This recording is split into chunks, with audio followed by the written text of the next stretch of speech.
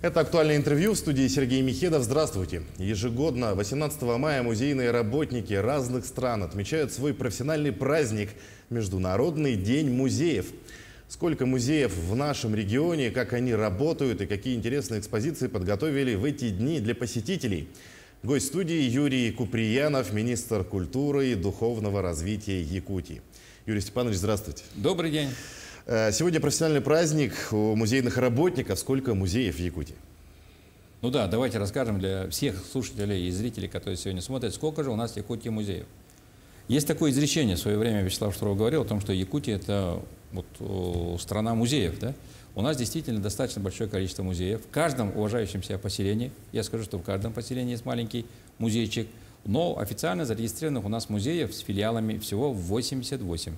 Интересное и хорошее число. А государственных музеев 8. У нас некоторые музеи имеют районное значение и плюс филиалы. У нас и 48 муниципальных музеев, и остальные все филиальная сеть наших музеев. Вот. Насколько богаты сегодня фонды наших музеев? Богаты и интересны, надо сказать, наши фонды. В фондах наших музеев хранится почти 500 000 экспонатов, которые накопили мы за этот период. У нас есть самый, наверное, старейший музей, который, я скажу, самый, наверное, главный сегодня, это Якутский государственный объединенный музей имени Емельяна Ярославского. Общих фондов где-то 400, чуть-чуть меньше, чем 500 000 экспонатов, которые хранятся. Оно делится между нами, государственными и муниципальными. Но в целом все экспонаты музейных, которые в музейную ценность входят, мы с этого года, но и далее, и сегодня года регистрируем общую федеральную систему учета, которая так и называется система КАМИС. В этом году мы финансировали на это направление для того, чтобы дальше улучшать этот учет. Ежегодно наши музеи работают над тем, что экспонатов становится больше, поскольку музей – это то, что было, правильно, и мы продвигаемся вперед. Есть ли музеи будущего, я еще не знаю, но, наверное, есть желание посмотреть. На самом деле музей – это то, что было, то, что стало памятью нашей, нашей истории. Есть такое изречение, что такое музей. Музей – это коллективная память нашего народа, нашей жизни, наших поколений. Поэтому в этом году правительство республики нас поддержало, и с этого года, надеюсь, будем ежегодно финансировать, по 5% мы должны финансировать наши музеи государственные для того, чтобы восполнять по нормативу ценностные экспонаты закупа. Есть у каждого музея экспертные комиссии, которые итоги утверждаются приказом Министерства культуры, они становятся государственной собственностью Республики Саха-Якутия и Российской Федерации. А среди этих множество композиций, экспозиций, какие особенно популярны среди якутян? Это надо обязательно знать каждому, каждый же знает, когда едет в Петербург, что надо посмотреть, где находится этот маленький Чижик, где находится Невский проспект. Но даже вообще есть общая информация, которая интересна. В День музеев я бы хотел пригласить всех нас, кто сегодня видит, в музей, чтобы обязательно пришли в музей. Сегодня, если не успеете, сегодня же рабочий день, специально для этой цели музейное сообщество в целом разработали тему. Министерство культуры Российской Федерации, мы все это делаем для того, чтобы в ближайшую субботу после Дня музеев организуется такое мероприятие, которое называется «Ночь музеев».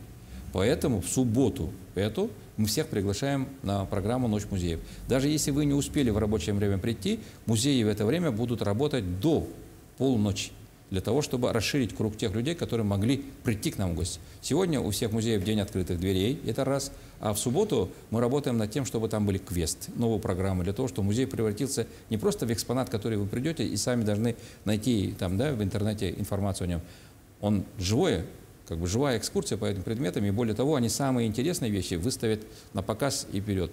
Вы спросили, какие интересные вещи хранятся в музеях Якутии. Самый большой экспонат у нас хранится в музее имени Ярославского. Вы знаете, какой экспонат? Тигр? Нет, это скелет большого кита. Он там у нас единственный, смотрите. А музей Хамуса у нас в республике на самом деле единственный, уникальный в мире. Государственный музей Хамуса только в Якутии. Это уникальность. И там есть Хамус, который, в отличие от нас всех, уже летал туда, в космос, был в космосе. И самый большой Хамус, и самые маленькие Хамусы, естественно, хранятся в музее Хамуса. А еще у меня есть такая информация, что в муниципальном музее Сунтарского улуса есть мотоцикл «Урал». Вот скажете, мотоцикл «Урал» — это экспонат или не экспонат? Но этот мотоцикл легендарный, он съездил из Якутска в Москву и вернулся в 1970 году. И этот экспонат хранится в муниципальном музее Сунтатского улуса. Но есть еще один прекрасный повод посетить музей. Это, конечно, юбилей якутской автономии. Какие выставки организованы к юбилею? Одна из лучших, наверное, выставок или самая масштабная была организована в Якутском государственном музее имени Ярославского. Она так и шла к столетию. В сегодняшний день уже 24 муниципальных образования нашей республики выставили свои музейные экспонаты, приводят самое интересное, самое лучшее. Я всегда стараюсь попасть на это открытие этих дней, и 30 дней музей выставляется. Оно привлекло огромное количество людей. 80 с лишним тысяч человек уже посетили эти все выставки. Осталось еще вот до конца года все улусы тогда пройдут. Плюс я бы отметил очень интересную и красивую, хорошую современную выставку музея «Моя история». «Моя история» мы открыли в этом году современной истории Якутии, посвященной к столетию. Оно на двух языках, на якутском и на русском языке, на двух государственных языках нашей республики. И главное там не обязательно присутствие экскурсовода. Это аудио и видео. Есть маленький даже кинотеатр, то есть время туда проведенное, я думаю, что самое полезное, если ты в этот год столетия республики, это год истории. Это урок истории, который, я уверен, каждый житель нашей республики должен. И я вот со своими внуками, внуки же не ходят, не все в музей, да? Некоторые есть, которые любят. Хочу обязательно группу сформировать и сходить вот именно в этот экскурс, пройти вот эту выставку «Современная история нашей Якутии». Ее должны знать каждое новое поколение, которое приходит в активную фазу жизни. Юрий Степанович, немножко отойдем от темы музеев. В числе ожидаемых событий международный конкурс исполнителей на хомусе. Хомусист «Виртуоз мира», когда он пройдет? Да, он пройдет 16-17 июня. Мы должны были его провести в прошлом году, но из-за пандемии мы отошли через год. Глава республики перегруппировал эти сроки, прочее дело, всегда активно поддержал здесь Александр Сергеевич. И в этом году мы грянем на весь мир. Несмотря на все ограничения, санкции и прочие вещи, собираемся, что международный будет конкурс. Будет 10 человек участвовать онлайн. Мы приняли такое решение, хотя сложно. Мы всегда приглашали, чтобы сюда приехали. Часть участников, которые объективно не могут к нам приехать из Австрии, из Чехии, с Китайской Народной Республики, будут допущены к конкурсу в режиме онлайн. Весь состав, международный состав жюри с Японии, Австрии, в Венгрии, Будапешт, они все приедут, Хакасия наши все здесь, все виртуозы, которые участвуют, жюри будет конкретно международное. 41 участник уже сегодня зарегистрирован, они все будут выступать на сцене нашего Саха академического театра. Но еще самая уникальная часть, мы 16-го, это уже вот якутские все исехи начнут разгораться, да, вот все преддверии большого исеха, да, вот волнением готовятся, платья примеряют, мужчины там ремни затягивают, и в это время по всей Якутии грянет хомус. Мы сделаем большое такое, скажем, проект, так называемый, или такое событие, да, когда именно 100 с инструментами, хомусами встанут на нашей центральной площади около памятника Аюнского, и мы грянем именно мелодию Якутии. Хомус — это Якутия же. Когда слышишь звуки хомуса, сразу же как будто услышал якутскую речь, тебя туда тянет. И вот этот магнит 16-го будет, это есть такой большой флешмоб открытия нашего большого конкурса. А ребята, которые приедут участвовать со всей России, участник приедет с Монголии, участники приедут, еще ряд товарищей пробираются даже из-за границы, из Германии, человек приедет через разные другие пути окольные. Часть будут действительно таких живую. Я думаю, что и 9 участников допущены с нашей республики Саха-Якутия. Будет уникальный конкурс, отличный конкурс. И 17-го вечером мы проведем гала-концерт новоиспеченных виртуозов, хомусистов мира. Признано, получается. И постараемся, чтобы вот эта команда виртуозов посетила один из наших исехов, юбилейных исехов, и украсила вот эти исехи. Действительно, это будет грандиозно. Но сегодня в Якутии, да и в целом в стране действует программа «Пушкинская карта». Известно, что Театр оперы и балета Якутии среди учреждений культуры Дальнего Востока стал 5-м по проданным билетам. Какие успехи в этом смысле у музеев и включены ли они в программу «Пушкинская карта»? «Пушкинская карта» — это великолепный проект. Государство дает деньги для того, чтобы молодое поколение, которому сегодня от 14 до 23 лет, имело возможность за счет средств государства приобщиться к своей культуре, к своей истории, к искусству.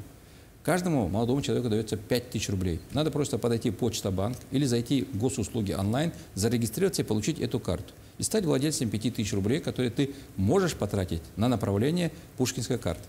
Мы ежемесячно экспертным советом Министерства культуры утверждаем события, которые можно по этой карте купить билет. 3000 можно потратить на выставки, музеи, театры, до 2000 можно потратить на посещение киносеансов наших кинотеатров. По Пушкинской карте, в отличие от музеев, мы добились того, что Москва нас поддержала и включили 19 якутских фильмов в Пушкинской карте. Якутские фильмы можно смотреть не только в Якутске, можно смотреть со всех регионах нашей Российской Федерации по Пушкинской карте. Музеи подключились, мы уже где-то 570 человек посетили наши музеи. Ведущим является сегодня Национальный художественный музей. Но я бы хотел сказать, что Пушкинская карта, мы сейчас должны еще усилить работу с Министерством образования для того, чтобы каждый школьник, каждый, кто учится в нашей школе, был владельцем этой Пушкинской карты и приходил в наше музейное сообщество, театральное сообщество и кинотеатры. У нас по Дальнему Востоку вот как раз прошло совещание, впереди у нас по Дальнему Востоку на первом месте идет Бурятия. А мы же, как всегда, хотим, да, чтобы мы были одни из самых активных. Мы где-то в золотой середине, и театр оперы и балета у нас является одним из лидеров реализации работы по Пушкинской карте. Мы должны подстегнуть своих лошадей, я уверен. И чтобы это вопрос не в том, что кто впереди и кто лучше, а в том, насколько мы, организаторы всех этих процессов, административно, креативно, да, должны подойти к этому вопросу о том, чтобы вот поколение тех, которые имеют возможность владеть этой Пушкинской картой, посчитали, в Якутии живет 113 тысяч человек, от 14 до 23 лет. Если умножить на 5 тысяч, это получается больше, чем 500 миллионов рублей. Эти деньги должны как внебюджетные доходы культурных учреждений, а для детей это знание, это общение, и это поход в мир прекрасный. Вот этим надо воспользоваться. Мы сегодня еще, я думаю, не дорабатываем. Мы должны намного активнее работать для того, чтобы каждый действительно школьник был владельцем Пушкинской карты. Вы сказали, что сегодня музеи работают в свободном доступе для якутян. Также сегодня вечером в картинной галерее имени Габушева, которая открылась буквально этой весной после большой реставрации, будет вручена премия имени Габушева. Что это за премия? Да, вы читали вот в интернете, мы же тоже работаем как бы креативно, мои коллеги. У нас большая, на самом деле, культура, это не Министерство культуры, это огромная команда всех очень интересных людей и активных людей. Туда же не просто так работают. Там таких серых, мне кажется, лично нет, и все стараются что-то делать. Я читаю, интернет открываю, будет в День музеев вручение якутского Оскара. Читали, да? Да. Вот у нас премия Михаила Габушева, это действительно у нас якутский Оскар, который музейное сообщество ценит. И сегодня Ольга Валерьевна Балабкина придет от имени правительства, как зампред, который нас сегодня курирует, да, заменяет нашего зампреда во время отпуска, и вручит эти премии. И вручение этих премий у нас состоится большим сообществом всего музейного сообщества. Все руководители и активные музея будут собраны.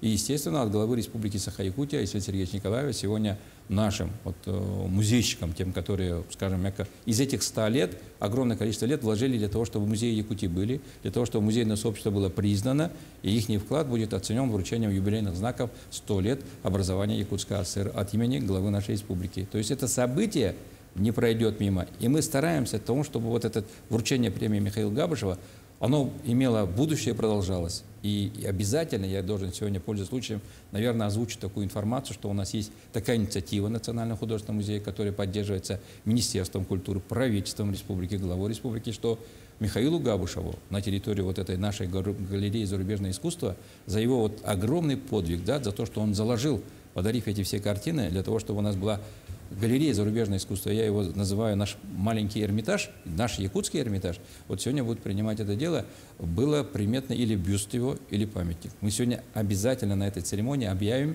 о начале конкурса на дизайн-проект этого сооружения, памятника, бюста или какое-то изображение. И победителю обязательно будет денежный приз в размере до 100 тысяч рублей. Вот, кстати, о деньгах. В год культурного наследия выделили огромные средства на пополнение фондов музеев. Будут ли пополнять фонды наших музеев Якутии? Да вот вопрос, огромные средства это сколько, вы думаете, да? Но во всяком случае с этого года, я надеюсь, что мы и правительство будет всегда дальше делать, чтобы 5% это норматив каждому музею выделять. Нам действительно выделили 14 с лишним миллионов рублей, и каждый наш государственный музей из 8 музеев будут покупать эти ценности. То есть мы оставим дух времени. Это же ценность музейных экспонатов, она приходит не сегодня, она будет приходить дальше, дальше, дальше, дальше.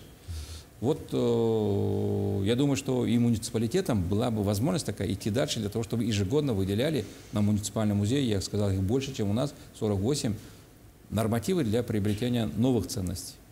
В этом году вот я бы похвалил или поддержал Верхневилюйский улус, который проходит у нас из Эхо-Ланхо в год столетия. Улус-Живет вложил деньги и в музей государственности республики, который находится имени Сидора Барахова на территории Верхневилюйского улуса селе Харбалах. В этом году мы заложим его новое здание. Оно будет красиво, крайне. Подарили огромную картину. Она не 1 рубль стоит. Я думаю, что она стоит очень дорого, но это историческая уже картина. И этот экспонат нашего музея.